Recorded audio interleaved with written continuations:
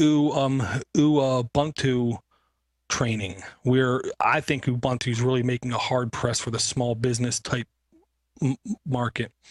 But they basically have online training from Ubuntu.com. I see it.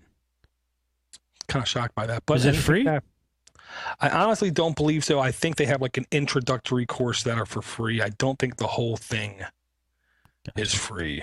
I see. I'm at their shop now. No, it's not. Yeah. And Linux for the Rest of Us training videos at linuxfortherestofus.com from Steve McLaughlin, the door-to-door geek. If you're going to learn from some, if I was going to choose a person to learn from, I talk to Door all the time. He's the man. Door cares. It's funny you say that, Steve. Real quick, there was 2 links shown to me last week. One of them was it's a product called Open Meetings, and it's at code.google.com. Open Meetings. I can't remember the name of the other one. Okay. What this is, it's open sourced, freely downloadable, freely installable, go-to training software kind of thing. I was seriously considering thinking about holding some kind of, I don't want to say weekly, but possibly bi-weekly or monthly little thing where I can either let people vote on a topic, and whatever that topic is, I spend like 10 minutes talking about that topic, and then I spend like a half an hour answering questions on the fly kind of thing, helping people learn Linux, to be honest, and helping me learn, because they're going to be asking me stuff that I might not know how to answer right away. So, we can learn at the same pace kind of thing. That'd be really cool. I was thinking about it. I got to see how doable it is. What's the name of the site? This was at code.google.com, and it's called Open Meetings, all one word. Really? Yeah, it's a downloadable. I believe you can actually install it on a Windows server as well. Why wouldn't you do it like on a Justin or Ustream? Well, this is something I could control. I could have control over who joins. I can then also have them have USB headsets on, enable them to talk to the class online, and then answer their questions like that. And if they have a webcam, they could even turn on their webcam, and I could, click them and see them, hear them, and talk to them about stuff. Neat. Open Meetings. Free browser-based software that allows you to set up instantly a conference on the web. Very cool. Yeah, and that was from Knucklehead Tech. Way to go, Knuckle. I know. He was looking at installing one, honestly, for his work.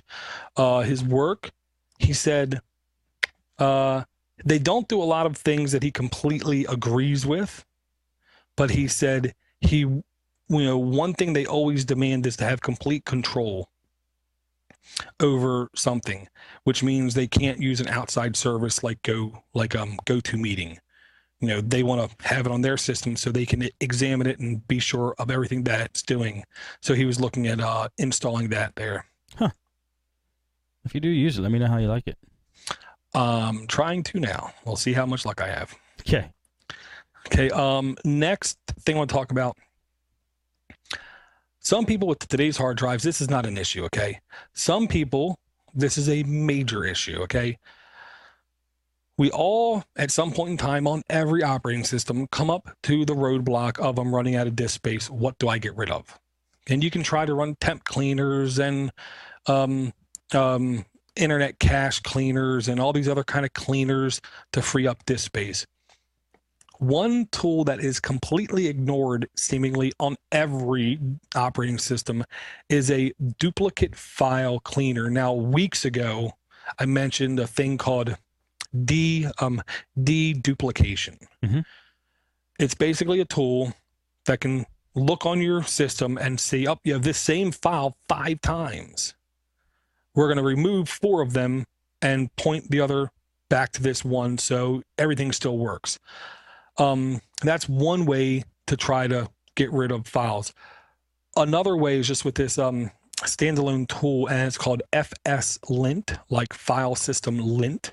Okay. And this is a tool that can help you find duplicate files on a lot of different Linux systems, and then it can give you a choice of what you want to do with those extra files.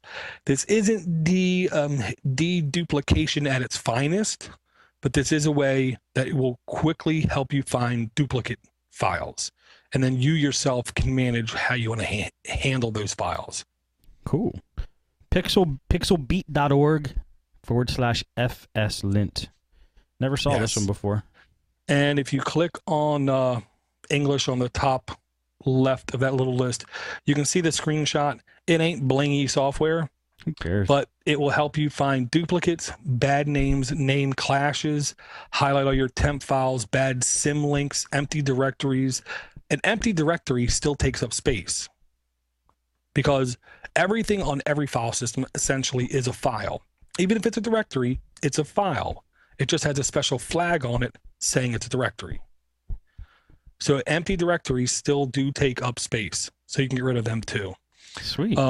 This is the kind of tool I think that can actually help you find gigs. I posted on Google Plus, and one person said they removed 2.3 gigs off of a might have been a Debian install that they had installed for 3 years. So really? 2 gigs of cruft built up. I'm sure partially their own fault, partially from not running system cleansing applications, kind of thing. Huh. It's cool. Yeah, it doesn't need a lot of bling. Looks pretty awesome. Yep, it's one of those, it does the job, then you get rid of it and forget about it for 2 years. Right. Pretty cool. Thank you. This next link, I wanted to just tell people about real quick. I had zero time to look at it, to play with it, because I don't have time to play. But it's really cool. It's at ubuntuvibes.com, and the link, the header of the article is called Mega Games Pack, lets you install and play hundreds of free games on Ubuntu.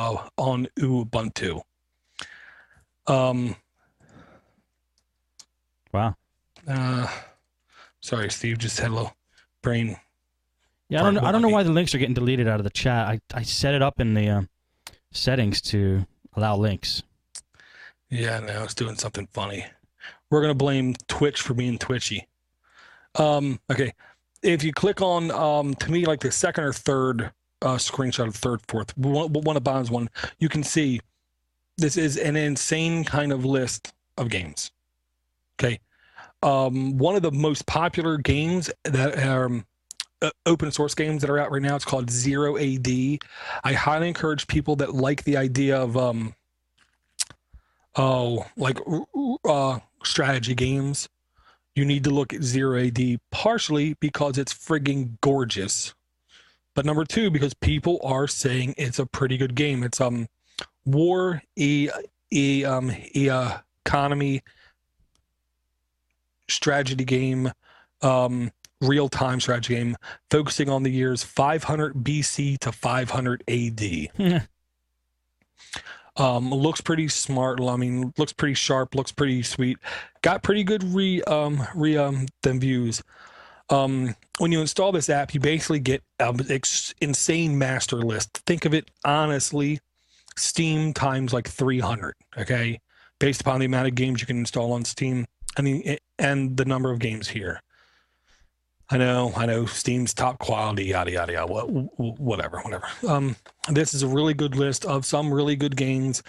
This is only in beta version. And when you go to download it, it is a tar.gzip,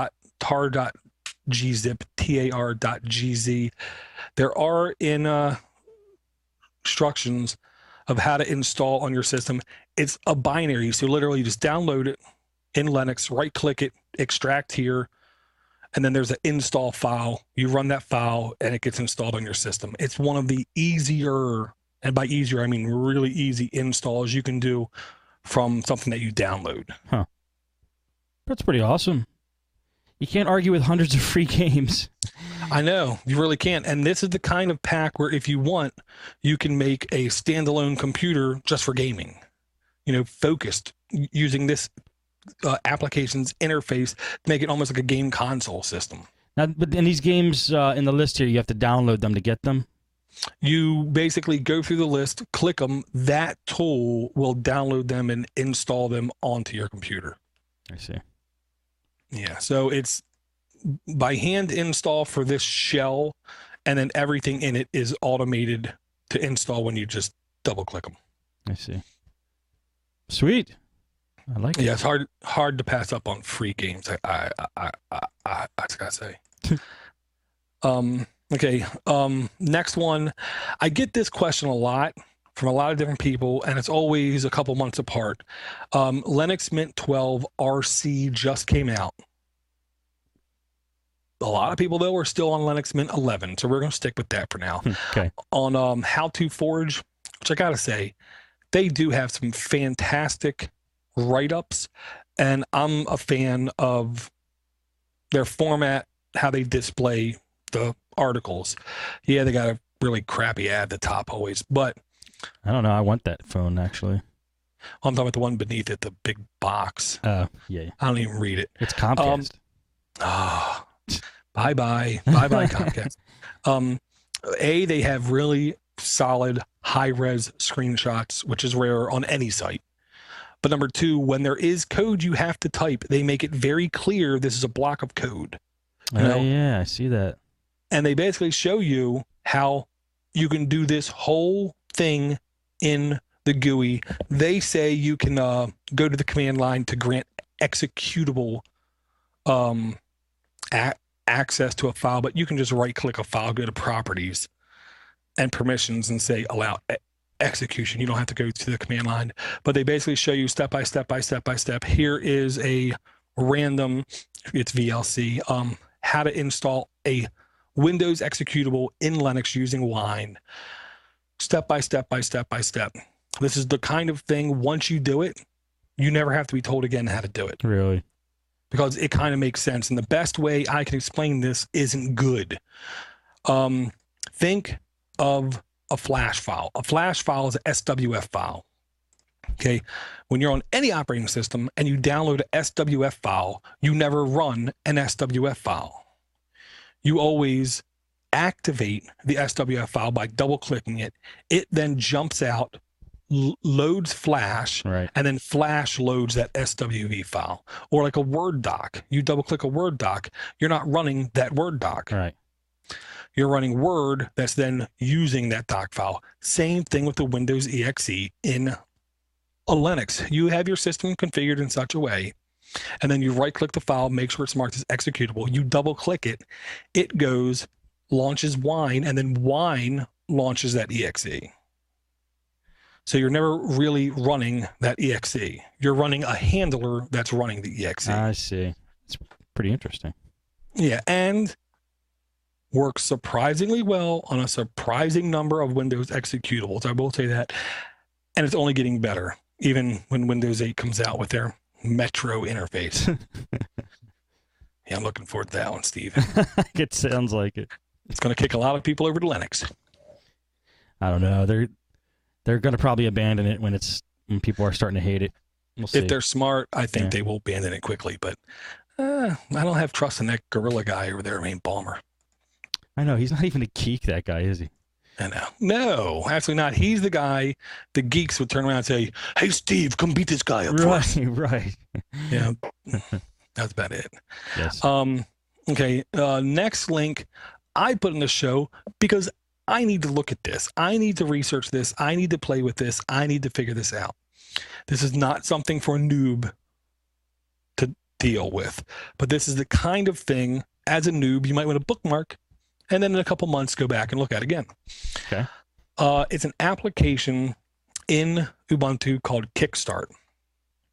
It's actually how to automate a Linux install, or in this case, Ubuntu, because everybody writes stuff for Ubuntu and then it slowly goes out to other things. But what this is, it's a way that you can remaster a Linux Ubuntu ISO, and then when you put it in and hit install, it doesn't even ask you any questions, kind of thing. It just automates the install. Huh.